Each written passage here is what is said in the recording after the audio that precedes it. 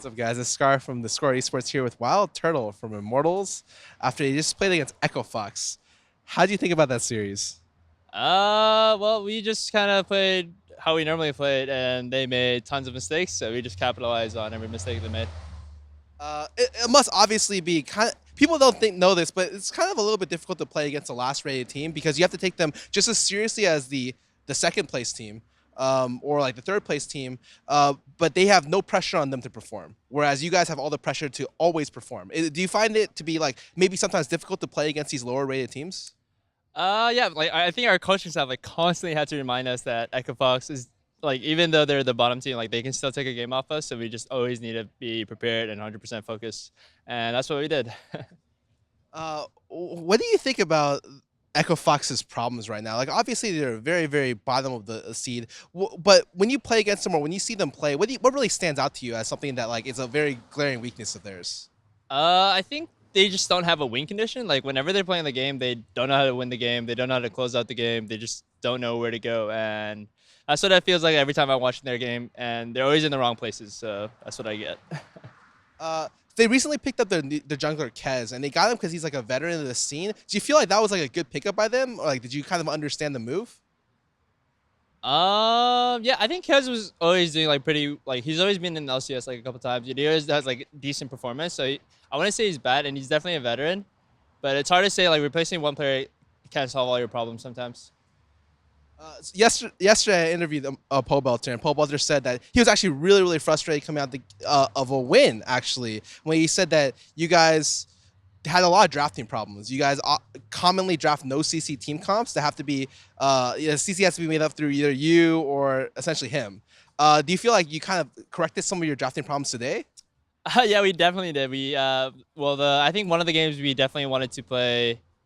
I think we wanted to play Italy the first game, but it wasn't gonna work out. And I think we always try to get the most comp or the best comp as possible. Now, like we always want like something with CC now, and we don't want to play like let's say Soraka and Italy, all those no CC champions. Uh, was this something that really stood out to you after that last series as opposed to like the series before? Because when I interviewed before, Paul Buster was like pretty like high B, but last time he was like just pretty down on himself after the draft. I think we're being pretty hard on ourselves right now because we don't want the same mistakes to happen as last split. Like we kind of took everything too lightly last split, and it just definitely showed that we didn't even make it to like playing for top two, and it was just really sad for us. So we don't really want to go on the same route again. So we're gonna be really hard on ourselves and always try to fix all our problems now.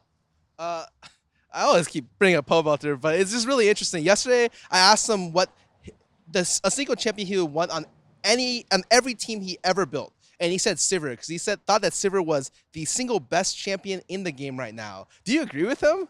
Yeah, I guess so. I mean, like, it kind of sucks for the AD carry meta when Sivir's the best champion because Sivir's really bland and she doesn't really do anything other than ulti and has OP wave clear, so that's about it.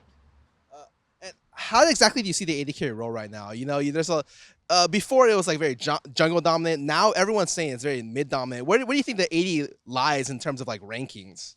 I think AD is still really dominant. Like you can do a lot for your team still. Like if you can dominate your bot lane, then you can always get your team every single objective. You get every single dragon, every single turret. So I think the game is really AD centric right now. Also, Uh, I see you guys playing some Malzahar and like Paul Butter plays a bunch, and then you played against Malz.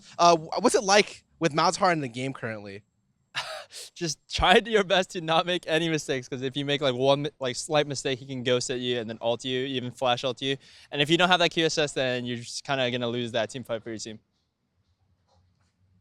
Everyone keeps playing utility ADs, you know, Ashe, Sivir, Jhin, and then really you only have like one team that's really out there that plays Twitch. Do you feel like these kind of late game scale like Twitch and Trist and Lucian, these like non-utility ADs, do you think they're any good? I don't think they give too much to the team right now, and they've seemed like if you're gonna pick a AD like a Hyper carry or Lucian or whatever, you're gonna have to build a comp around him, and it's really bad in the current meta to try to draft for the AD carry. And I think like when you're playing like Ashe, Sivir, all those other utility AD carries, they're just kind of you just plug it in and you play, and they're mostly blindable too. So just utility AD carries are the best right now. Do you feel like with your teams, speaking a little bit about the draft, do you feel like with your teams like like your jungler wants to play Nidalee a lot, your support wants to play like Karma, Soraka a lot, that unfortunately, someone has to sacrifice. Do you feel like Reignover is usually the one that has to sacrifice his pick? I think it's balancing now. Like every member on our team is willing to sacrifice now. Like Huni can sacrifice and start playing tank top. Reignover can sacrifice and start playing tanks jungle. Like we're always sacrificing pretty evenly right now. Even Adrian sometimes. And I wouldn't say like any of our teammates aren't willing to sacrifice to win. A lot of times people get really, really bored of playing the same champions. You have been playing Ashe and Sivir almost every single game these last couple of weeks. I know some people really like to experiment, play new champs every week. Does it really get to you sometimes that you're not able to play like these crazy cool champions that you want to play? No, not really. I just kind of just want to win, and if those champions are gonna let me win, then sure, I'm gonna play them. What about recently? A lot of people have been saying these lane swap meta is kind of really boring for the spectators, and even personally, when I watch like the 1v2s, it's not really too cool in the first couple of minutes. Would you prefer if it was always 2v2? Yeah, I would. I think like having always 2v2s is definitely a little bit more fun because you can have those times where you outplay someone or like take their turret 2v2 and you can see which team is playing better. But when you're playing 2v1, you can't tell which player is actually really good, and it's really hard to like differentiate between players. On that same note, do you feel like they should remove 1v2s from the game, or do you feel like having it in the game allows for some kind of strategic diversity? I think it's always going to have to be allowed into the game because it's pretty linear if you're always playing 2v2s and you're always drafting the same way. Like, for example, like some teams can draft like really weak picks and then just 2v1 and try to get those champions like rolling. So I think like always, like someone's always going to find a way to like not play too volatile and always make the game slow down. And lastly, I hear you guys have some plans later tonight. Could you clarify and tell people what it is? We're basically just having an event screening of Star Trek with so it's like basically a fan meeting where you're just gonna watch Star Trek with our fans. And are you excited to watch? I remember the last one was Ninja Turtles, which I didn't have really high expectations for. Are you much more excited for this movie? I hope so. Yeah, I'm really excited. I haven't really watched any of the Star Trek series, so I'm pretty excited to watch my first Star Trek. Do you have any last things to say to your fans after that game? Like, I know that you guys won pretty decisively, but is there anything that you'd like to say on top of that?